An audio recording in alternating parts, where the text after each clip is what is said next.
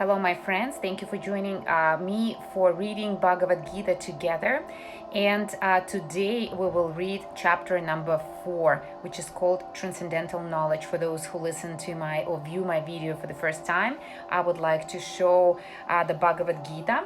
The English translation looks like this. Bhagavad Gita is an ancient Vedic literature. It's a wisdom that came to us over 5,000 years ago. It was translated from Sanskrit multiple times into over 60 languages all over the world, and it's being taught in the universities of the world and the centers for yoga and meditation. And the purpose of Bhagavad Gita is to bring the person to their inner self, to revive the memory of the person that we are actually souls, that we have a spiritual nature, to revive that spiritual vibration within the person through the knowledge that actually clarifies, purifies, and reconnects us with our inner selves. And by that reconnection, people that suffer usually from the signs of depression and anxiety and other negative feelings stop feeling them, because they achieve the spiritual transformation. The spiritual level is the highest level of healing. Why? Because if you consider the levels of development, so the physical level is the lowest, and above physical goes psychological, and then above psychological is spiritual. Therefore, if we engage ourselves in a spiritual practice, in spiritual self-realization, that heals us on the psychological level and on the physical levels as well. Because if we are healed on the psychological level, on the spiritual level, then the body reacts, and the body becomes energetic and happy, and all of the symptoms of the body becomes very healthy. Therefore, as a spiritual practitioner, as an astrologer and numerologer, and also a family constellations consultant, I recommend very much to practice a Bhagavad Gita, because Bhagavad Gita is the knowledge which is given to us by the sages of the ancient times for the purpose of self-realization. And that self-realization is self-liberating. So we stop being dependent on the things that make us unhappy, on the things that lead us to the degradation, to anything which you would consider damaging stops happening in your life once you start reading, once you start listening, or even learning Bhagavad Gita under the guidance of a teacher. And by the way, today in the 4th chapter we will discuss the the knowledge which is called transcendental knowledge. And the transcendental knowledge is the fruit, is a result of a karma yoga, which we learned from chapter number 3. And karma yoga is an activity. It's when we act without attaching ourselves to the result. So we act in detachment, we fulfill our duty in the best way, and that brings us to the transcendental knowledge. Why? Because acting according to your nature, in the best ability that you can, to the best ability that you can, gives you, first of all, the best results. But if you are detached from them, then you transcend the enjoyment and unhappiness, because the results can be both desirable and undesirable. There is no such a thing as good or bad. There are desirable that we consider good, or undesirable that we consider bad, and that's a level of the mind. But if we want to go above the mind, basically above the karma, because karma lives in the mind, then in that case we need to practice detachment. We still do our actions, we still do act according to our duty, but we stay detached from the results that we receive as a consequence of our actions.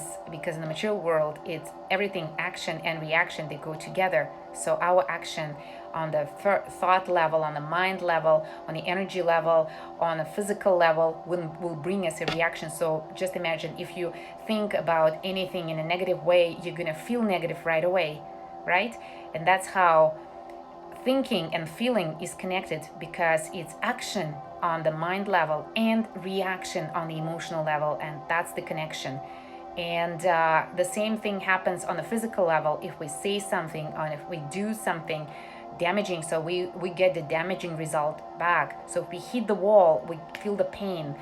Or if we say a bad word, we may feel the frustration from the other person. The other person may react to us in the same damaging way. That's how the action and reaction, they go together. On a physical level, on the spiritual level, karma doesn't exist, but on the physical level and on the level of the mind, it exists. And that's why learning Bhagavad Gita and reading Bhagavad Gita together brings you to the level where you stop feeling or experiencing those reactions while you are doing what you're supposed to do as a parent, as a partner, as a neighbor, as a, whatever you call yourself, a citizen, or as a professional, as a daughter, as a sister, as a friend. But by staying detached, you transcend the results, because results do not belong to us.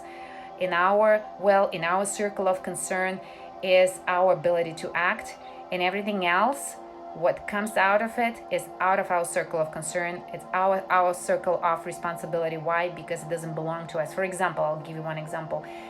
If you are a mother and your child becomes sick, you go to the doctor. So you do your due diligence. You go to the doctor, you get the prescription, and you try to heal your child from the disease.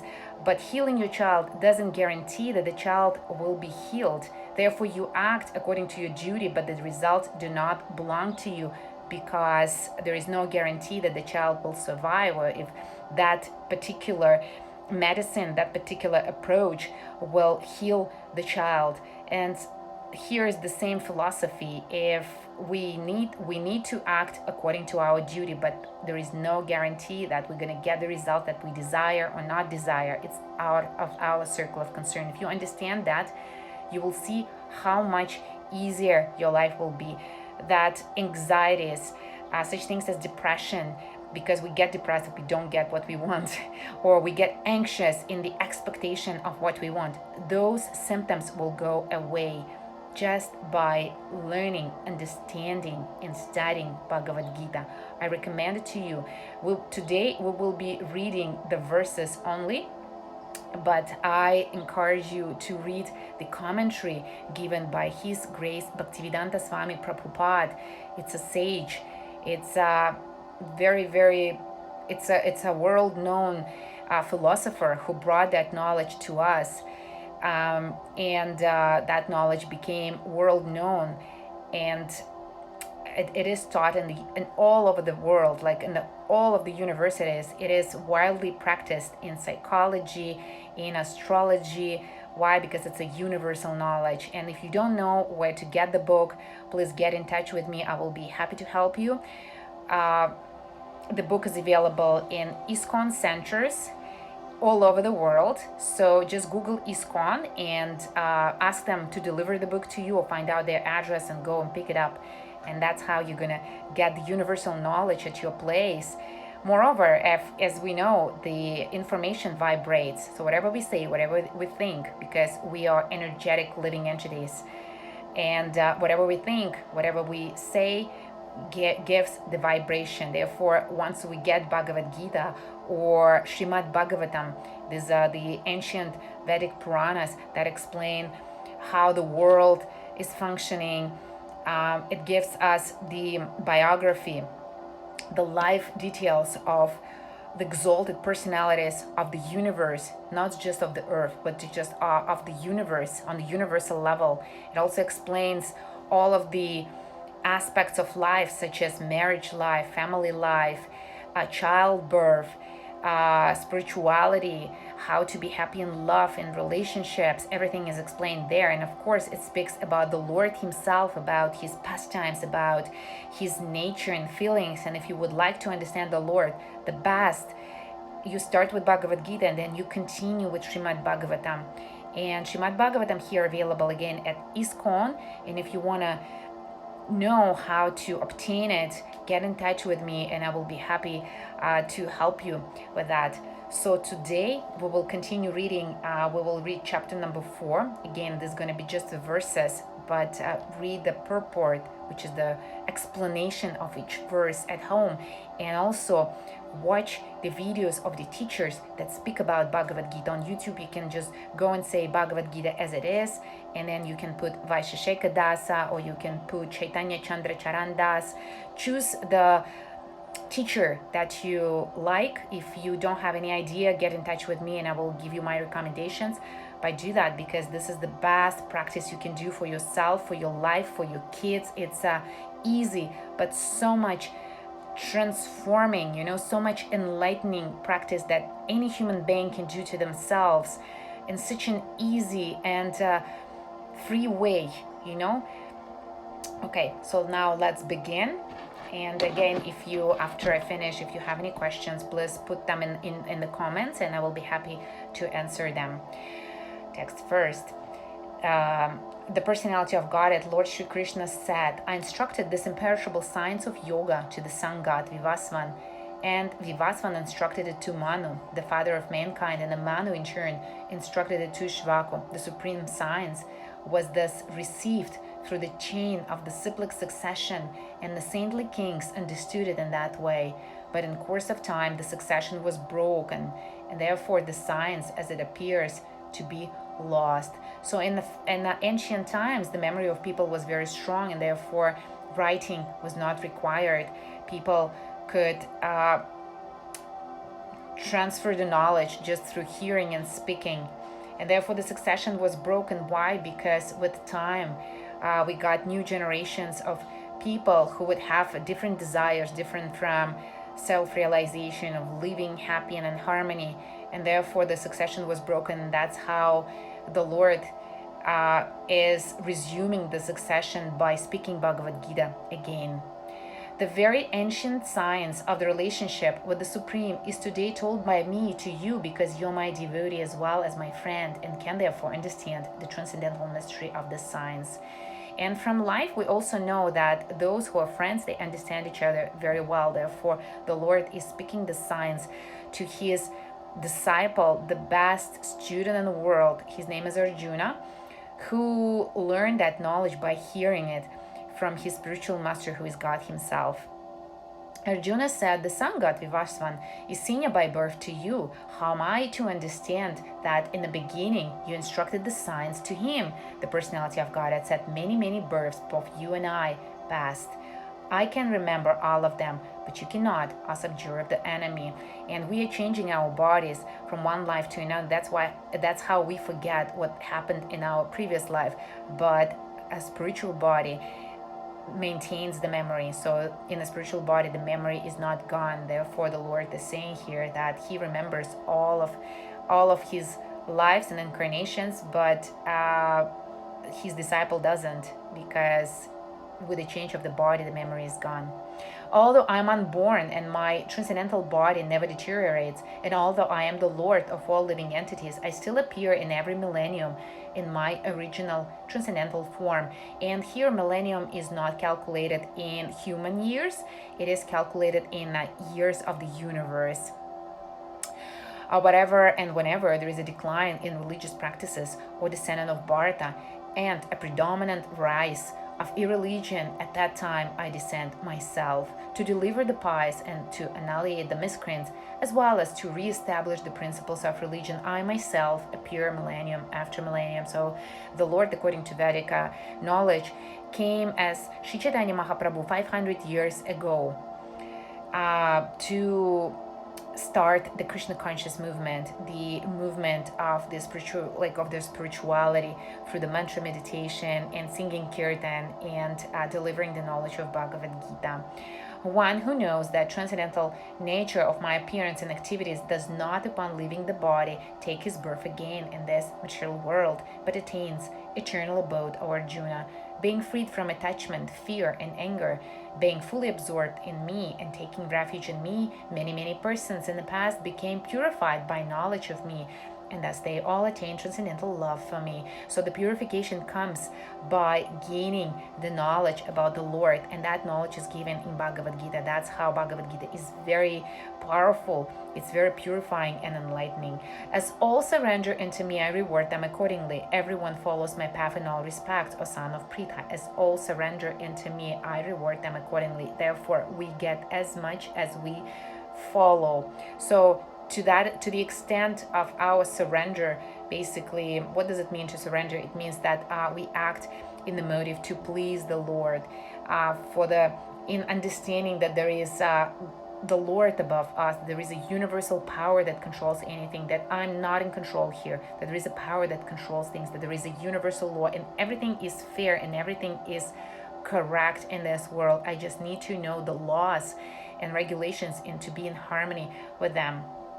And once we understand that, we get to know the Lord better and better, and that becomes purifying. Why? Because we stop committing mistakes that becomes obstacles for us in the past, and we stop getting the feelings or emotions that are consequences of those mistakes. Man in this world desires success and fruitive activities, and therefore they worship the demigods. Quickly, of course, man gets results from fruitive work in this world according to the free modes of material nature, and we'll discuss that later. And the work associated with them, the four divisions of human society, are created by me. And although I am the creator of this system, you should know that I am yet the non-doer, being unchangeable. There is no work that affects me, nor do I aspire for the fruits of action.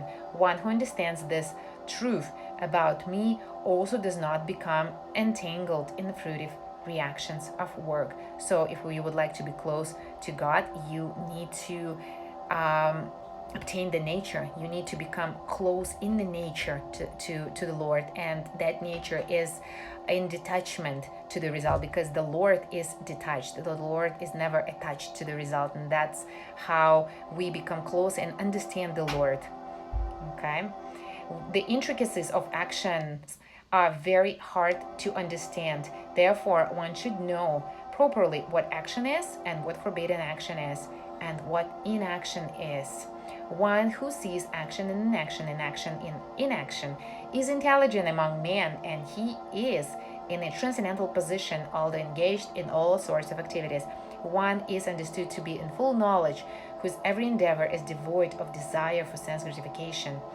He is said by sages to be a worker for whom the reactions of work have been burned up by the fire of perfect knowledge. And here, the fire of perfect knowledge, when we are in knowledge, we can notice that there is a little tendency, or no actually tendency, to be attached to the results or use those results to satisfy our senses. So the person can be a servant of their senses if they're not educated in a spiritual science, or they can be very spiritually self-realized, and in that case they would understand that the senses require enjoyment, and they would supply the spiritual knowledge, the spiritual pleasure to the senses in order to satisfy them, and that's the highest level of satisfaction. Such a man of understanding acts with mind and intelligence perfectly controlled, gives up all sense of proprietorship over the possessions, and acts only for the bare necessities of life. Thus working, he is not affected by sinful reactions, and he who is satisfied with gain which comes of its own accord, and who is freed from duality, does not envy. Who is steady in both success and failure is never entangled, although performing actions.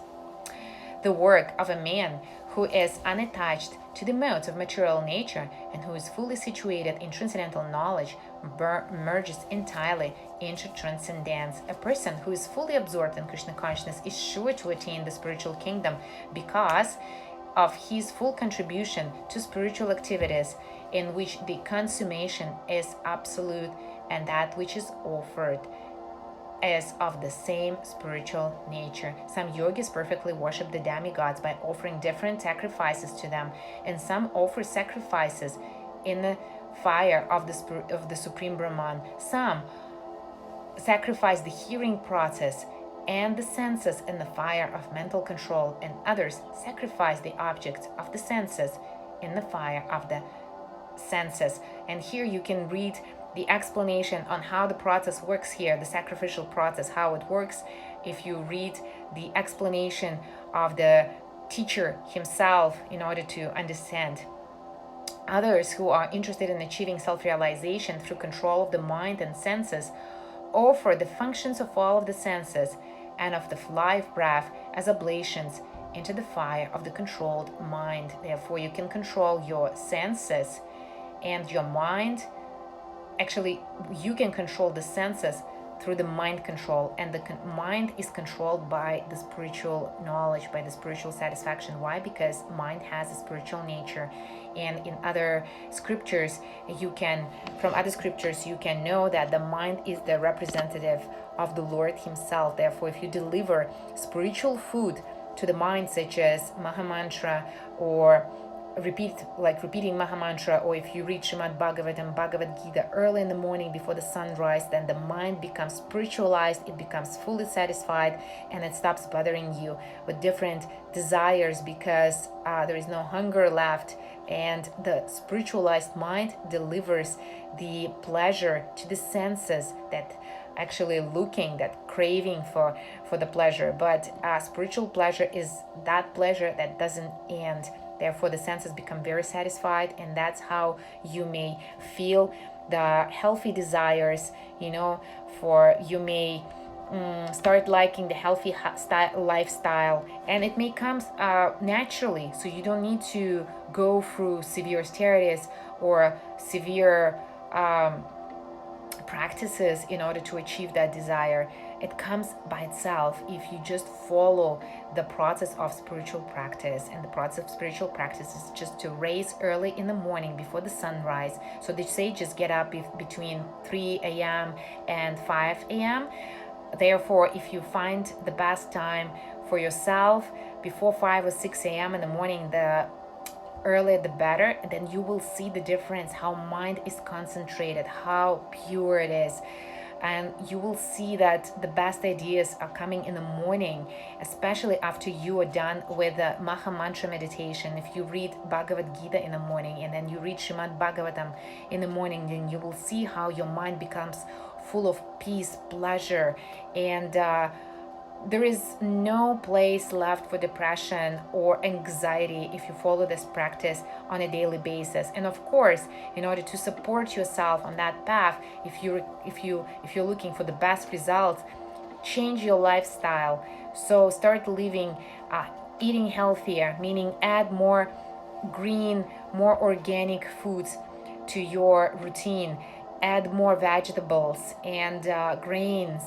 Replace the meat or other animal products with the grains, with the milk, and you will see how your whole body will be purified. I know a lot of stories on how people just on a health level got rid of very strong allergies just by following the healthy routine. What to speak about adding to it the practice for the mind spiritualization, because the mind actually controls the hormones and the actions of all of the organs in our body. Therefore, if the mind is spiritualized, your whole body will be healthy. You will feel very different. You will feel energized. You will feel happy, and you will be enough for yourself, for your relatives, for your loved ones. You will be able to live in balance, and that's what's called a yogi in a Vedic culture.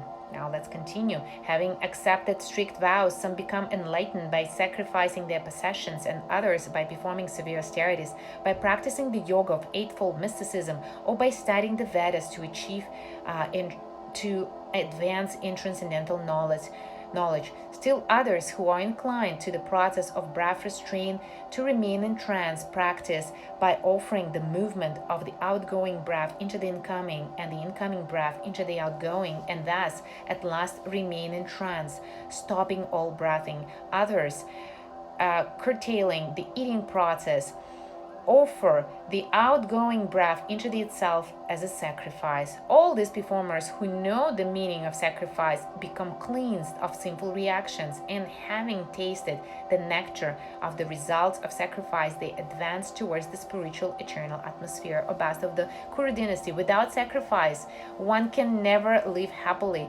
on this planet or in this life. What then of the next? And speaking astrologically, there is a 12th house of the horoscope which is responsible for sacrifices of the charity. And what happens if the person doesn't activate that house by doing charity to the spiritual organization, to the brahmanas, to the spiritual teachers? What happens? That same house of the horoscope start causing expenditures, and the person may start losing health, wife, kids, family, relationships, money. So because at the same time, that house is called as the house of losses and the house of expenses, and therefore it's very important to activate each aspect of your life in a proper manner. And here Bhagavad Gita, the Lord says that without sacrifices there is no happiness, neither in this life nor in the next.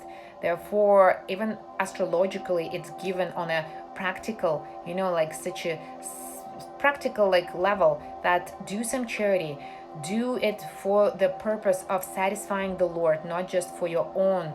It cannot be a transaction, because if you are considering the charity is a transaction, I'm doing this charity so that I can be respected, more respected, or I can be astrologically balanced, something like that. It doesn't work like this, because universe is not a supermarket. There is no such a thing as a profit and loss there. The universe is acting selflessly towards us. Therefore, if we want to be in harmony with the universe, we need to activate that house in a proper manner. So do it for the satisfaction of the Lord, the same way how the Lord acts in our own satisfaction by giving us the body and the senses and the objects and the all of the 5 elements and the light and the nature and human beings and feeling of love and everything. So it's all created by the Lord. Therefore, we need to be also on the level of the same vibration in order to be in harmony with the universal nature, with the nature. O chastiser of the enemy, the sacrifice performed in knowledge is better than the mere sacrifice of material possessions. After all, O son of Pritha, all sacrifices of work culminate in transcendental knowledge. Just try to learn the truth by approaching a spiritual master. Inquire from him submissively and render service unto him.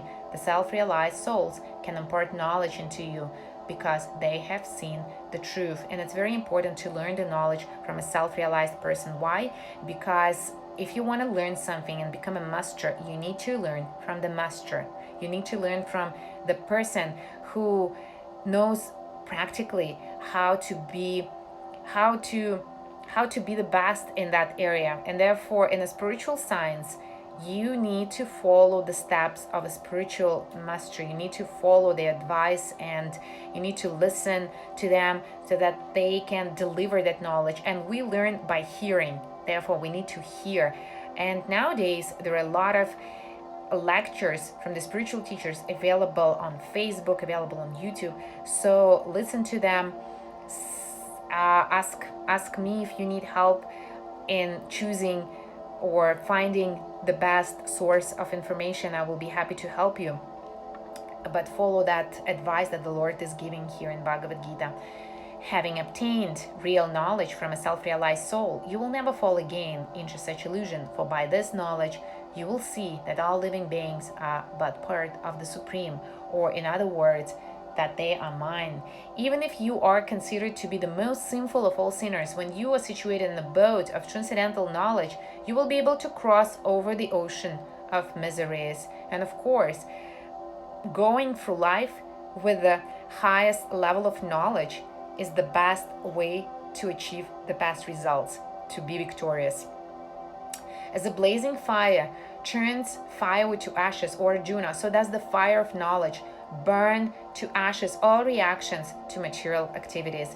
In this world, there is nothing so sublime and pure as transcendental knowledge. Such knowledge is the mature fruit of all mysticism. And why? Because it's very confidential and it's very secret knowledge, and it's not available just to everybody. It's very much available to those who are seeking for it, and you're one of them. And one who has become accomplished in the practice of devotional service enjoys this knowledge within himself in due course of time. So be patient. In due course of time, you will be able to enjoy this knowledge. For now, just follow the practice and be patient. A faithful man who is dedicated to transcendental knowledge and who subdues his senses is eligible to achieve such knowledge, and having achieved it, he quickly attains the supreme spiritual peace. So here we see several rules. In order to achieve such knowledge, you need to be faithful and you need to be dedicated to the transcendental knowledge. You need to subdue your senses. Therefore, you need to be in control of your senses, but not the senses in control of you. And in that case of faithful, dedicated to the transcendental knowledge, and able to control your senses. But ignorant and faithless persons who doubt the revealed scriptures do not attain God consciousness. They fall down. And even speaking practically, for example, if somebody doesn't believe you or doesn't believe the information that you are delivering, even if you deliver it, they won't take it. Therefore, they won't be able to benefit from it. So the same thing happens here when the person is ignorant. And who are the ignorant people? They are those who ignore the wisdom. That's why they're ignorant, or they do the opposite to the wisdom.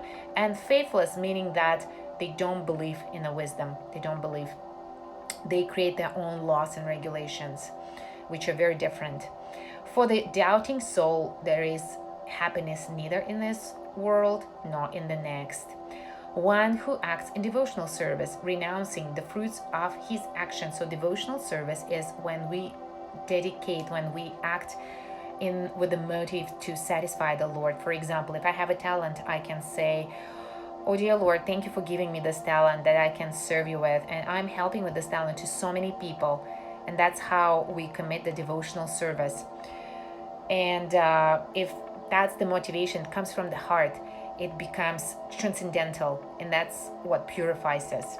And whose doubts have been destroyed by transcendental knowledge. Of course, the transcendental knowledge, Bhagavad Gita, Srimad Bhagavatam, and other Puranas, they give all the information that you need, because psychology, astrology, and all other sciences, they come from it. They are part of this knowledge. And if we read the pure transcendental knowledge, the pure spiritual knowledge, we get all of the information that we need to be happy and to be free. And therefore, it says that they are actually situated in the self, and the self is a spirit soul. So we become one single whole.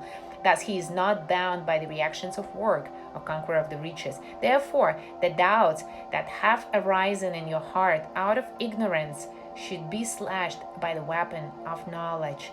Therefore, armed with yoga or bharata, stand up and fight. So here's the advice that Lord Krishna is giving to all of us. Whenever we have doubts, we have to appeal to Bhagavad Gita for the information. And I will read that text 42 for you again. Therefore, the doubts which have arisen in your heart out of ignorance should be slashed by the weapon of knowledge. So the knowledge, the transcendental knowledge, the knowledge of Bhagavad Gita is a weapon that slashes, that destroys the ignorant, that destroys the doubts. And that's how, by getting rid of the doubts, by getting to the transcendental knowledge, we become free from the reactions, because any doubt, any mistaken belief can lead us to the action that can cause us pain, frustration, that can put us into the illusion. And we may stay in that illusion for a long time and suffer from it. Our health may suffer, our relationships may suffer, our body, basically all our living being can suffer. But if we appeal to the transcendental knowledge and use it and learn it and listen to it, we get rid of those doubts, because we get the answers to our questions. So that's the liberation, that's the path of liberation that Bhagavad Gita is offering to us. So today we have finished the chapter number 4, which is called again Transcendental Knowledge. And the transcendental knowledge is the fruit, is the result of a karma yoga. And karma yoga is translated as activity without attachment to the result. Therefore, in that activity, there is no potential for suffering or enjoying, because enjoyment actually psychologically is also suffering, if you would like to know. Because when we enjoy things too much, that enjoyment causes us stress. Many people don't know about it, but both extremal enjoyment or extremal suffering, it's just two different sides of the same metal. Therefore, Bhagavad Gita teaches us stay detached, and then in that peaceful and harmonious state of mind, we can feel that we are free, that we are independent. Whenever we go, wherever we meet, we may stay within our inner self, and our inner self is a pure soul, which is eternal, which is blissful, and always knowledgeable. And that's the goal of our life. I'm wishing you all the best. And again, if you have any questions after listening to this video, please put your commentaries. I will be happy to answer them, and I will be looking forward to seeing you in my further videos for reading Bhagavad Gita together. In our next video, we will be reading chapter 5. All the best to you.